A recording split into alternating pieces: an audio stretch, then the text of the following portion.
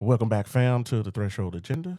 Tonight's topic is what we're made of. That's both that's both tangible and intangible, right? Um,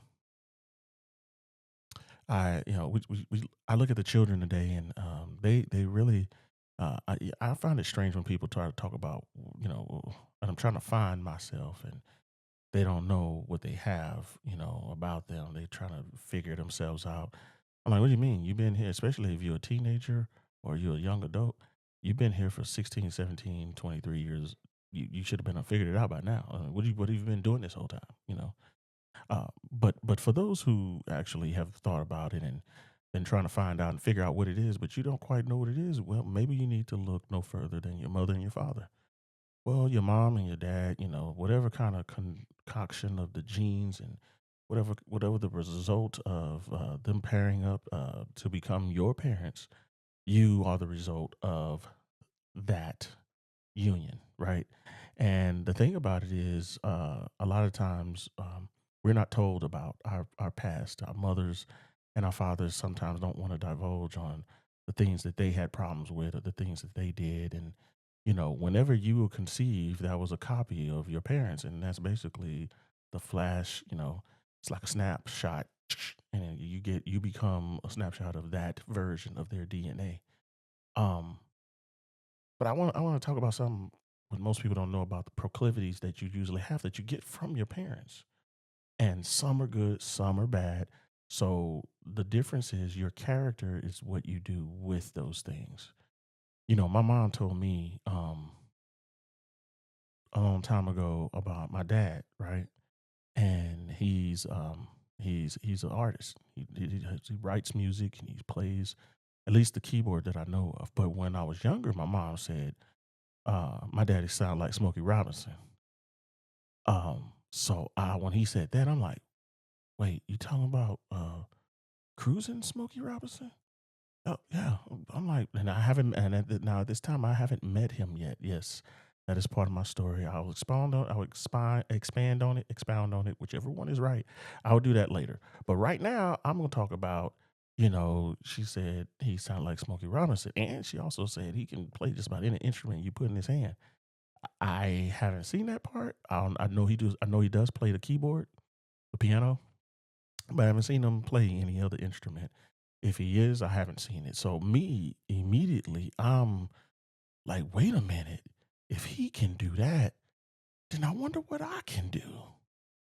And so I started getting interested. My mama saved up money and she bought me a keyboard.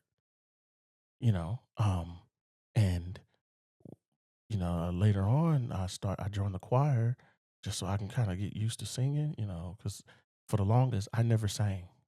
All growing up, I was singing, but it wasn't out loud with people. And like because I hated one of the things I don't know.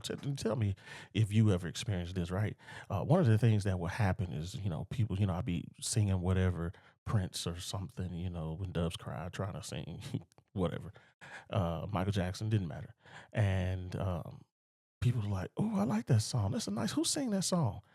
And I'd be like, Prince or Michael Jackson or Luther Vandross. They'd be like, "Oh, that's nice. Well, let them sing it." Now I'm hot, right?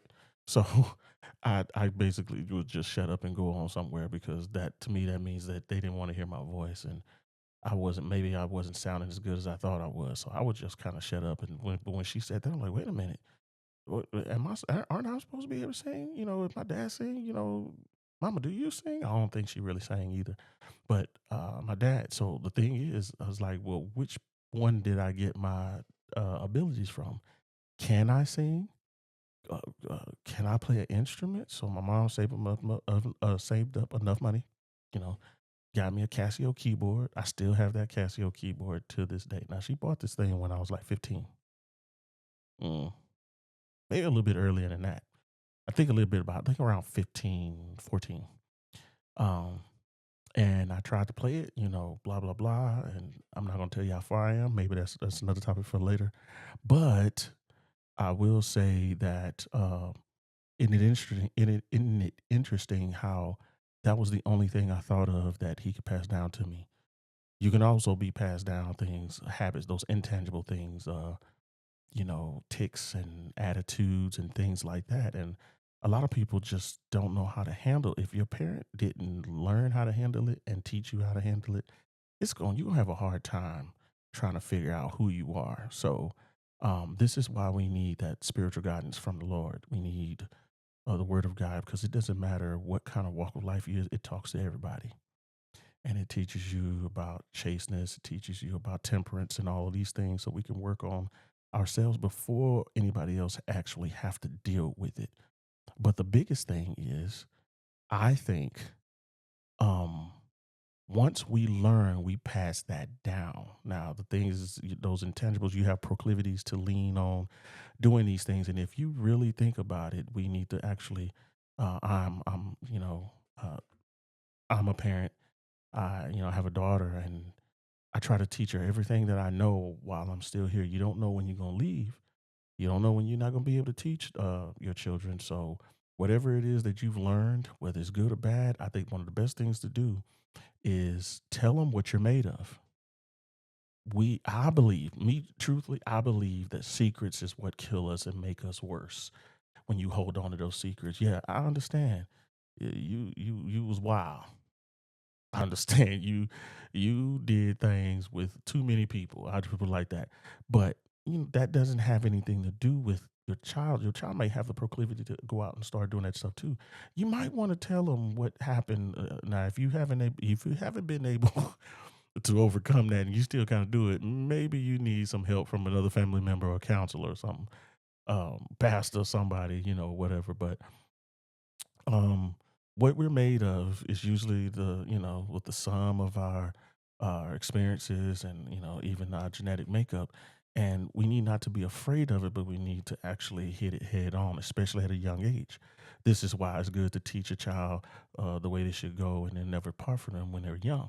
Teach them while they're young and then never part from them. Because before these things start hitting them and it becomes their habit, they need to know that that is not what they have to do. They may have that urge, they may have that desire, but they need to know that is not what we should do. And we need to be thankful that there's an outside source that's more powerful than the sources that made us, our parents. We need to know that there's something that's a little bit better, a little bit stronger. Not a little bit, but I'm just using that as, segue word, but it's a lot stronger. But we need to know that we can depend on something else that's not, that can be controlled by us, but can definitely be beneficial to us and help us be better, and not just be sorry, but be better, right? Um, I really love the fact that we have this option while you still have breath. You do have the option. For those of you who may be thinking of, you think of lower yourself like I did. I had a very big problem. I would not sing for anybody. Right now, to this day, I did karaoke one time, and people clap, but I could not receive if they were clapping just because I got up there and embarrassed myself in front of them, and they had a chance to laugh at me, or I actually, sang good, and they was cheering me on because, and by the way, I sang the song September. I had to hit them high notes, you know what I'm saying, with my ex-girlfriend. She really go to me, and I thought I was being, man, after that song, I'm like, nope, I'm never doing this again. And I might do it again sooner or later. How about this? If you get enough, if I get enough people saying sing, especially if it's a Smokey Robinson song, since I mentioned Smokey Robinson, then I might come on here and try to, let y'all hear what I sound like if I sing something. Oh gosh, I don't know why I just said that. I probably shouldn't have did that. But anyway, I just want to encourage people that the proclivities that you have and the things that you have, you can overcome them. It may be harder on some things or not, but I believe that as parents, and I'm speaking to the parents right now, parents, we really need to actually not take things to the grave. We need to teach our children whatever it is that we have. You are ashamed, but it's already in the past. You've already done it. So what's there to be ashamed about now? Tell them what it is that you've done, or that it is that they may need to look forward to in their life, and be prepared. Teach them how to manage their emotions. Teach them how to, put forth 100% on things. Teach them how to not be afraid. For God did not give us the spirit of fear, right? We need to really try to do better with not allowing our children to be taught by the world, but to be taught by us, and but be taught by the word through us, because the word has a lot of principles. You don't have to be spooky with it, but it's definitely has a lot of wisdom in there. And we need to actually live up to standards the way we know that we can, so we can actually make a better world and a better atmosphere for those children. And when they grow, they can actually follow, because children don't really do what you do what you say, they do what you do mostly. So well, we can put forth that effort to the young people, especially the young adults or the people, the teenagers and children, maybe thinking they're less than. The world and people in the world are going to tell you you are nothing. They're going to tell you everything to make you sad, or to destroy you, because if they can control your emotion, if they can control your emotions, they can control you. Do not let that happen. I'm here to tell you that they do not determine what you are and what you become. It's up to you. You have the power. The only person you can control is yourself. Can't control anybody else. It doesn't matter who they are or what they are. The only person you can control is yourself. And if you don't, and as long as you move without fear, you will reach greater heights. Especially as a child, you have the chance because your parents are usually your backup. But when you become an adult, trust me, it's how you out here by yourself.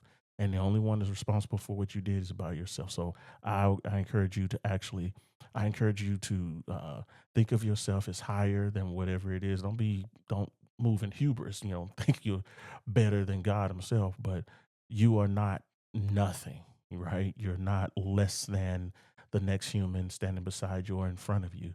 As long as you do what you know you're supposed to do, right from wrong. Usually it's already innately in us without somebody telling us. And if you have questions, ask somebody, ask for help.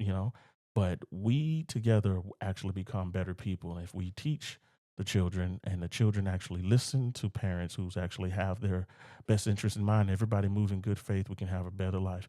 That is my thought tonight. I hope everyone had a great week and having a great weekend. Be blessed.